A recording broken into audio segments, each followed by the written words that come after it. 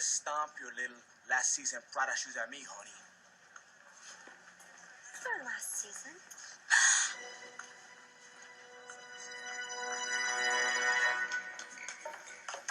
Emmett! He's gay. Enrique is gay. What? Warner, what kind of shoes are these? The black ones. See? What are you talking about? He's gay. He is a Brooks lover. He's making it up. Wait, back up. How do you know that he's gay? Gay men know designers. Straight men don't. Know what? He did leave a share tape in the pool house one time. Project to build a $400 billion utopian city in the middle of the American desert. Here are the details. CNN reports that recently retired Walmart billionaire Mark Lord announced plans to build a brand new super city in the middle of the American desert for $400 billion. Lord said the plan is to construct a utopian city that will be very clean and green, built around the dream of social equality. Famous architect house Bjarke Engels Group has been hired to design the city, which Lord has named Thalassa. Renderings of the plan show nature-friendly architecture covered in foliage and people playing in large parks that crisscross the city. The plans also show many green technologies built into the city. Lord says his team will be meeting very soon with state officials in one of the U.S.'s less populated regions with the aim of receiving the city's first residents by 2030. The project's first phase aims to build enough infrastructure for 50,000 people on 1,500 acres for an estimated cost of $25 billion. The whole city would eventually house 5 million people within 40 years.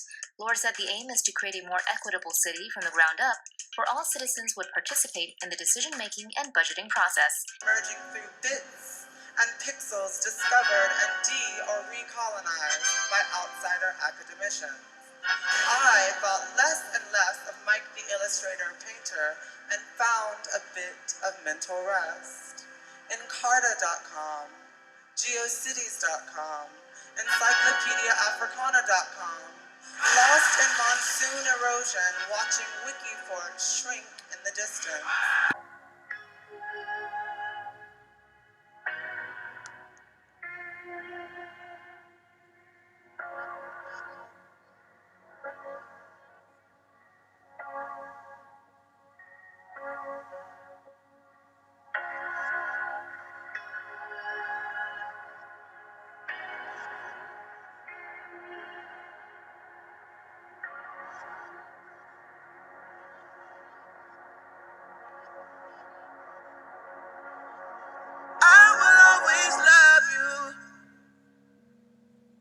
How I do. Let go of a prayer for you. Just a sweet word. The table is prepared for you.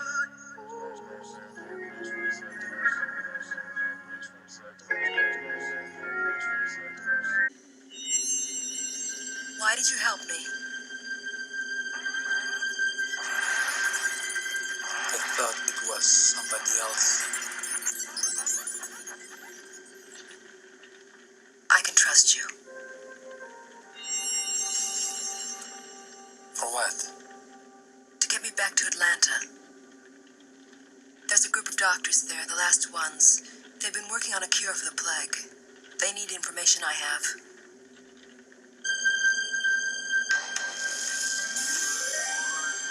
They created me to retrieve data from a computer system here in the city.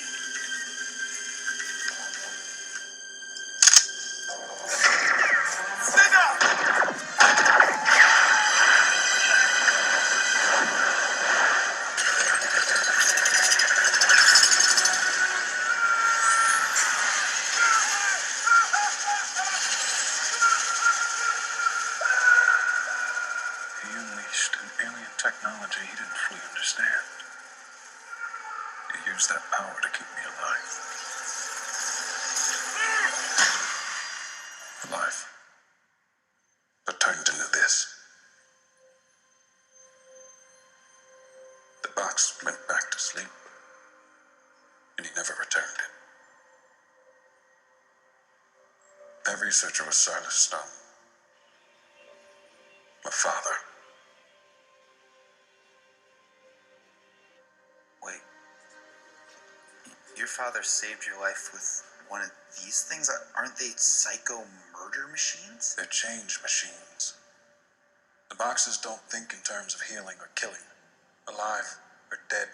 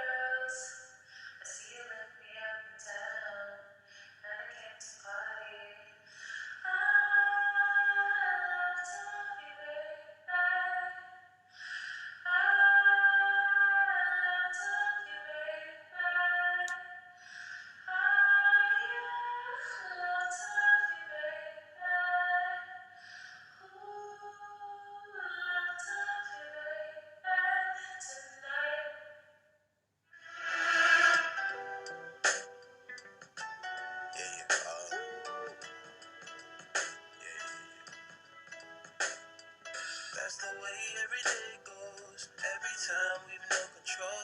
If the sky is pink and white, if the ground is black and yellow.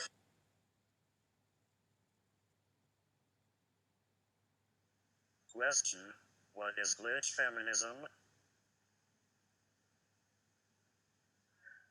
It's a good question.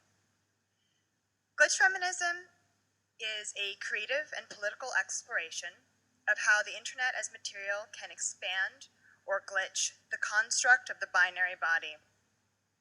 It deploys the language of glitch in positing that an error within the flawed machine we operate within, one that disproportionately enacts violence on historically othered bodies, is not an error at all, but rather an integral systems correction to the mechanics of culture and society as we know it. A glitch is an error, a mistake, a failure to function. All right, so back to the 100 antitheses. If the first question was how we visualize citations, the second question, pushing forward the design of CyberFem, was how do websites age? So this website was created in 1997, but still works perfectly today. I could speculate it's for various reasons. They're basically using the backbones of the internet, which is HTML, CSS, JavaScript. They're also using a lot of default features. So default CSS color in the background color, default CSS or system fonts, Arial bold for the body of the text, and default headers. So H1, H2, and a list function, plus default dropdowns. HTML comes with a set of like pre-existing tags and things that have some default styling. To the heaven and have taken hold of the clouds. What does a really radically generous community and intentional world building look like? My name is Colleen Smith, and I'm a filmmaker. Sojourner is a film in which I visit several different sites in the United States where I believe acts of radical generosity and community building occurred. We're generally cynical about ideas around utopia, like, oh, they never work, it's not possible. But there have been instances where people have managed to build intentional communities that were really successful.